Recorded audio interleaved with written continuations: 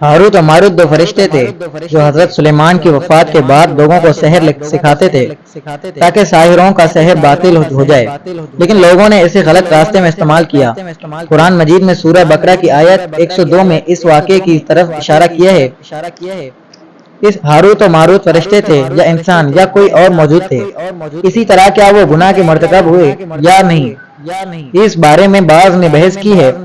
دینی اور تاریخی کتابوں کے مطابق قرآن مجید کے علاوہ یہودی، ارمنی اور اوستائی کتابوں میں بھی ہاروت و ماروت کا تذکرہ ہے۔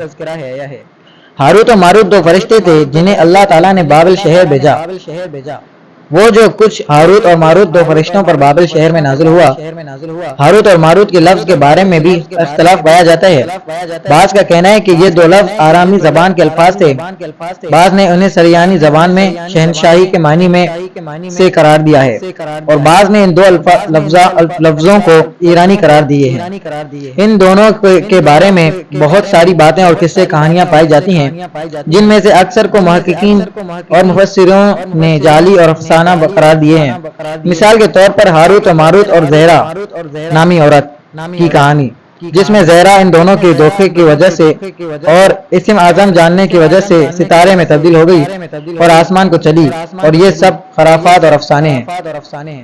احادیث کے مطابق حضرت سلیمان کے دور میں بعض لوگ سحر اور جادوگری کرنے لگے، تو آپ نے حکم دیا کہ ان ساحروں کے پاس موجود تمام مکتوب نسخوں کو جمع کر کے کسی جگہ رکھے جائیں۔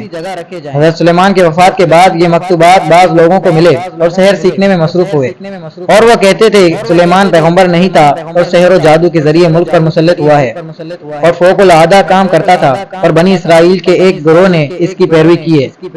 اس طرح سے سرزمین بابل میں سحر و جادو عروج کو پہنچا اور لوگوں کو بہت پریشان کر رکھا تو اللہ تعالیٰ نے دو فرشتوں کو انسان کی شکل میں زمین پر بھیجا تاکہ وہ لوگوں کو سحر باطل کرنے کے طریقے سکھائے تاکہ وہ ساحروں کے شر سے بچیں۔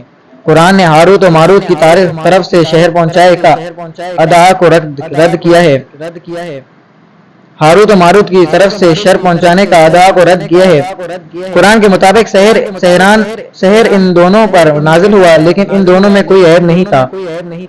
یہ دونوں فرشتے لوگوں کو تذکر دیتے تھے کہ ہم تمہارے لیے امتحان کا وسیلہ ہیں، لہذا کافر مت بنو اور اس علم سے غلط فائدہ مت اٹھانا، لیکن لوگوں نے اس سے غلط فائدہ اٹھایا اور کافر ہو گئے۔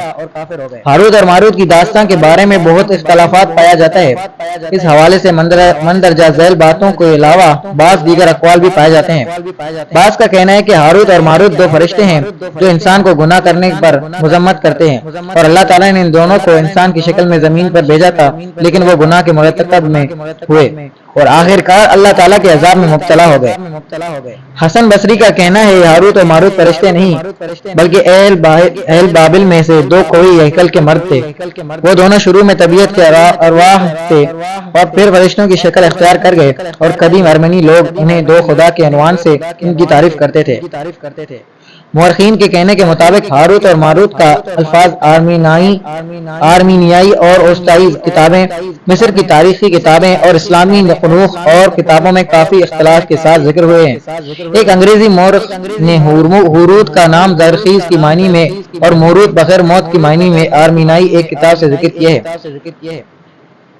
یہ دونوں لفظ دو خدا کو مازیس یا آرارات کے نام ہیں۔ واتسنالک نے ایک مصری افسانے کا ترجمہ کیا ہے، اس میں انہیں ہورواناتی اور آمارکاتی کے نام ملے ہیں جو ہاروت اور ماروت کے مشابہ ہیں۔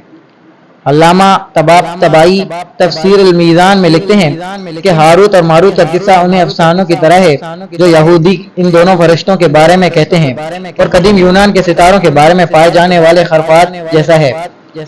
پطرس حواری کے باب 2 کے خط میں اس افسانے کا ذکر ہوا ہے اور کہتا ہے کیونکہ اللہ نے ان فرشتوں پر شفقت نہیں کی جو گناہ کے مرتکب ہوئے، بلا انہیں جہنم میں بھیج دیا اور ظلمت کے زنجیروں کے حوالے کیا تاکہ عدالت کے لیے انہیں رکھا جائے۔ اس طرح یہودا رسالے کے 6 سطر میں آیا ہے، جن فرشتوں نے ریاست کی حفاظت کی اور اپنے حقیقی مسکن کو ترک کیا اور ابدی زنجیروں میں ظلمت میں یوم عظیم تک قصاص کے لیے رکے گئے ہیں۔